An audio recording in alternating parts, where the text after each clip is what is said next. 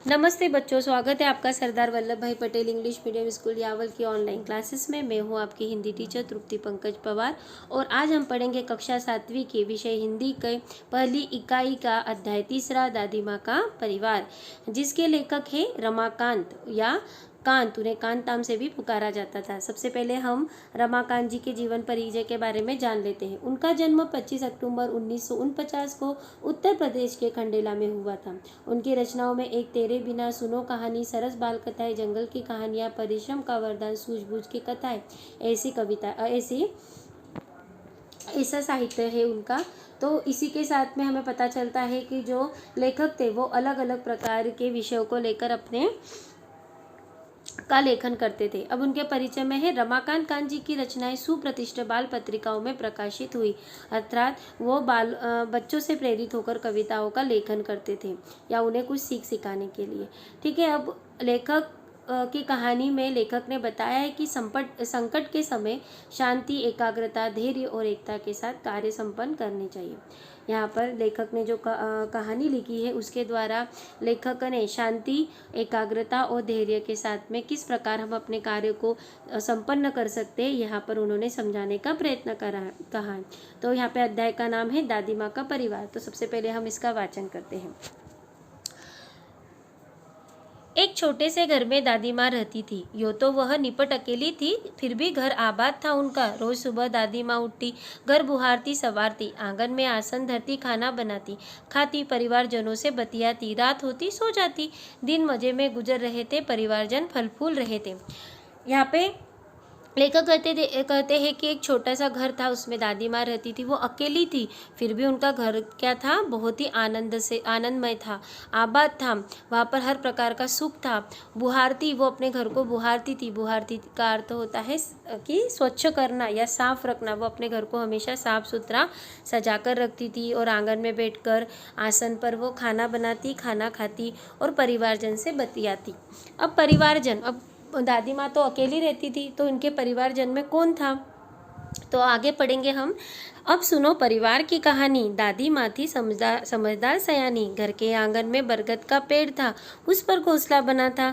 घोंसले में रहती थी चिड़िया, वह दादी माँ की थी संगिया। चिड़िया का नाम था नीलू। सुबह उठ दादी आंगन में बुहारती, नीलू फुदकती, चिंचियाती, दादी माँ से बतियाती। अब दादी माँ का परिवार कौन था? बरगद के पेड़ पर रहने वाली एक छोटी सी चिड़िया थी उनके परिवार का सदस्य, जिसका नाम था नीलू। और वह सुबह जब दादी माँ आंगन में साफ सफाई करती, तब जो चिड़िया थी वो भी यहाँ से वहाँ फुदकती रहती थी। एक और थी दादी माँ की साथी चिंकी चुहिया, पेड़ के नीचे बिल बनाकर रहती। दिन भर घर में उसकी दौड़ लगती। यह थी दादी माँ की दिन दुनिया। दादी माँ, चिड़िया और चूहिया वे सब यदि होती खुश तो दादी माँ भी रहती खुश।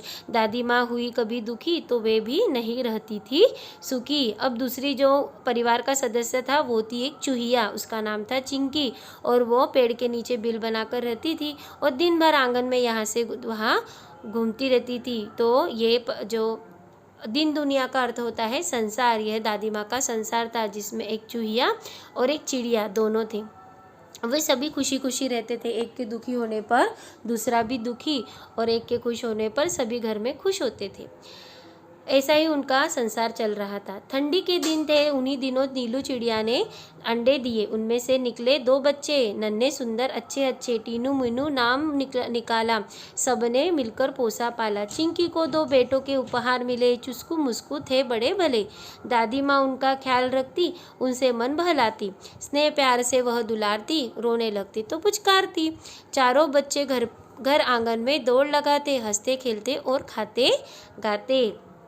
अब ठंडी के दिनों में जो नीलू चिड़िया थी, उनने 2 अंडे दिए। उसमें से 2 बच्चे निकले, बहुत ही प्यारे थे। उनका नाम उनने टीनू मीनू रखा। उसी प्रकार चूहिया को भी 2 बेटे मिले, जिसका नाम था चिस्कू मुस्कू। चूहिया को भी 2 बेटे हुए। ठीक है। तो दादी माँ उन बच्चों का अच्छे से ख्याल रखती और वो सभी के सभी प्यार से वहाँ रहते थे, और चारों बच्चों को दादी माँ बड़े ही प्यार से रखती थी और वो यहाँ से वहाँ हंसते खेलते घूमते रहते थे आंगन में। खेल खेल में वे भी लड़ भी पड़ते। दादी माँ उन्हें समझाती, कहती, मेरे बच्चों मत लड़ो, झगड़े टंटों में मत पड़ो। तनिक एकता का ध्यान धरो, सब मिलकर रहा करो, तब ही हो कहते हैं एकता है जहाँ खुशहाली है वहाँ। यो दिन कट रहे थे हंसी खुशी से, परिवार में सब रह रहे थे खुशी खुशी से। दादी माँ रोज उन्हें समझाती, एकता के उनको लाभ गिनाती। जैसे घर में हम भाई बहन रहते हैं, लड़ते भी हैं और फिर से प्यार से रहने भी लगते, वैसे ही वो चारों भी आपस में लड़ते, पर दादी माँ उन्हें कभी भी एकता का महत्व समझाती थी कि एकता से हम किसी भी प्रकार के कार्यों को संपन्न कर सकते हैं और हमेशा आनंद से रह सकते हैं।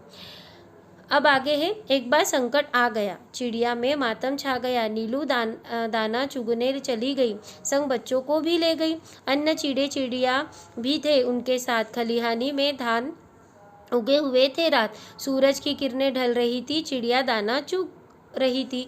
अचानक अब यहाँ पर लेखक कहते हैं कि अब जिस संकट का दादी माँ हमेशा बताती थी वो संकट आ गया, और नीलू जो थी वो दाना चुगने अपने बच्चों को लेकर गई, उसके साथ कुछ दूसरे जो चिड़िया थे वो भी उसके साथ में गए।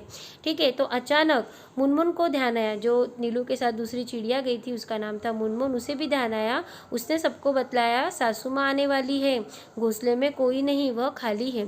उसने कहा कि मेरे घर पे जो मेरी सासू माँ है वो आने वाली है और घोंसले में कोई नहीं है, इसीलिए मुझे जाना होगा। घर जाने की उसने विदा ली, सबसे टाटा बाय बाय कर ली। अब वह उड़ने को हुई, बेचारी उलझ कर रह गई। अरे मैं फंस गई, वह चिल्लाई। नीलू ने उसकी पुकार सुनी, दूसरी चिड़ियों ने भी बात सुनी। नीलू उसके पास जाने लगी, पर उसकी भी रही बेचारगी। तब वह बात समझ पाई, फिर चिंचियाकर चिल्लाई, बोली, अरे हम सब उलझ गए हैं, बहेलिये के जाल में फंस गए हैं। जैसे ही चिड़िया, जो मुनमुन चिड़िया थी, उसने घर जाने के लिए विदा ली और उड़ने का प्रयत्न करी, तो उसे समझ में आ गया कि वह उड़ नहीं पाई। उसने देखा कि वो तो उलझ गई है जाल में। उसकी आवाज़ सुनकर नीलू भी आई, उसने भी देखा, उसने भी उड़ने का प्रयत्न करने लगी, तो वो समझ गई कि हम सभी लोग जो शिकारी है उसके जाल में फंस गए हैं। ठीक है, तो उन्होंने यत्न किए, निकल न सके, उलझ गए। चिड़े चिड़िया हुए उदास, खत्म हुई हार जाने की आस, सभी के हो रहे थे हाल बेहाल। आ रहा था बच्चों का ख्याल, बुरी बातें वे सोचने लगी, सिसक कर रोने लगी। अब ऐसे जब परेशानी आती तो हर कोई रोने लगता है, हर कोई खराब विचार जो होते हैं अपने मन में लाने लगता है। इसी प्रकार वो चिड़िया भी ऐसा ही करने लगी। पर नीलू टीनू मीनू थे एकदम शांत, हालांकि चिंता से थे वे भी क्लांत। फिर दादी माँ की सीख सुनाई दी उन्हें एकता की दुआई। मुनमुन थी उनकी हमजोली, तुनक कर वह यो बोली, हम में एकता है, लड़ नहीं रहे हैं, हार गए हैं, जाल में फंसे हुए हैं, चाहे कितने भी एकता रखो, क्या धरा है जब कुछ ना कर सको। तो नीलू टीनू और मीनू ने शांत थे, उन्हें भी परेशानी थी, वो भी चिंता कर रहे थे, फिर भी उन्होंने वहाँ पर शांति से काम लिया और उन्हें समझाने लगी कि हमें एकता से काम लेना होगा। तो मीनू ने उनकी बात सुनकर कहा कि हम कहाँ लड़ रहे हैं, हम तो एकता से ही रह रहे हैं, पर अब हम जाल में फंस गए, यहाँ क्या एकता हमारे काम में आएगी। तो टीनू बोली, बस इतने में ही डर गई, हम जरूर जीत जाएंगे, एकता की ताकत दिखाएंगे। मुनमुन बोली, आखिर चाहते हो कैसी ताकत, तनिक खोलो अपनी अक्ल का पता। टीनू ने समझाई युक्ति। टीनू ने कहा कि अरे डरो मत, इतने छोटी सी बात से हम कुछ ना कुछ हमारी एकता से प्रयत्न करेंगे। और मुनमुन बोली, क्या चाहते हो, एकता कैसे हम दिखाएं, क्या करें यहाँ पर, इस परिस्थिति को हमें समझाओ। अब यहाँ पर उससे मिल सकती थी मुक्ति, योजना सबके मन को भाई, उसमें थी सबकी भलाई। टीनू बोली, मीनू कहेगी 1 2 3 4, उड़ने को रहेंगे तैयार, हम एक साथ उड़ पड़ेंगे, एक ही दिशा में चलेंगे। अब यहाँ पर उन्होंने सबने युक्ति बनाई कि हम लोग सभी एक साथ उस जाल को लेकर आकाश में उड़ेंगे, उड़कर एक ही दिशा में चलेंगे। सब हो गए होशियार, उड़ने को थे वे तैयार। मीनू बोली, 1 2 3 4, उड़ चले सब पंख पसार। जाल सहित वो उड़ लिए, उनमें आशा और विश्वास लिए। गजब एकता थी उन सब में, उमंग हिलोरे ले रही थी मन में। एकता के साथ उन्होंने एक साथ उड़ने का प्रयत्न करा। अब उनमें एक नई आशा या विश्वास था कि वो इनसे आज़ादी पा लेगी, जाल से मुक्त हो जाएगी। इसी एकता के साथ वो उड़ने लगी। बैली ये ठगा सा रह गया, सोच रहा था पंछियों ने यह किया, क्या करता वह बेचारा। एकता के आगे था हारा। चिड़े चिड़िया तनिक न सकूचे, सीधे माँ के घर पहुँचे। चिंतित दादी बैठी मुंह लटकाए, बुरे विचार मन में आए। चिंकी की आंखों में आंसू थे, उदास हो रहे, चुस्कू मुस्कू थे। दादी माँ का चरखा शांत, सबका मन हो रहा था क्लांत। जो बहेलिया था, शिकारी था चिड़िया का, उसने देखा कि अरे पंछी कैसे जाल को उड़ा कर लेके जा रहे। अब वो कुछ नहीं कर पाया क्योंकि एकता के सामने किसी का बस नहीं चढ़ता। अब जैसे दादी माँ के घर वो पहुँचे तो वहाँ देखा कि जो दादी माँ है वो मुंह लटकाए बैठी हुई है, उसके मन में बुरे विचार आ रहे हैं। उसी के साथ जो चूहों के बच्चे थे चुस्कू मुस्कू, वो भी दादी माँ की तरह उदास बैठे हुए थे। अचानक कलरव हुआ आंगन में, सबने देखा आनन फानन में चिंचिया रहे थे पक्षी बहुत सारे। उनके थे नीलू टीनू मीनू प्यारे, विचित्र हाल उनका देखा उनके थे, पर था उनमें एक साथ आंगन में उतरे मानो वो मित्र हो घरे। चिंकी उधर पहुंची, दादी माँ ने की गर्दन ऊंची, खटिया पर बैठी थी वह बोली, देख उन्हें वह यो बोली, बहुत देर से आई हो नीलू, आज खैरियत तो है, क्या हुआ था काज।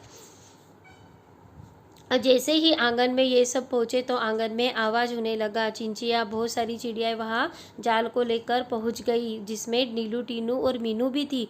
उनका हाल देखकर दादी माँ ने कहा कि अरे इतनी देर क्या हो गई और तुम्हारी ऐसी हालत कैसे हुई। नीलू ने हाल सुनाया, दादी माँ को सब बतलाया। यो पहुंची पंछियों की टोली। दादी माँ हंसी और बोली, टीनू मोनू है समझदार, तभी तो किया खबरदार। जान तुम्हारी बच गई है, यही अच्छी बात हुई है।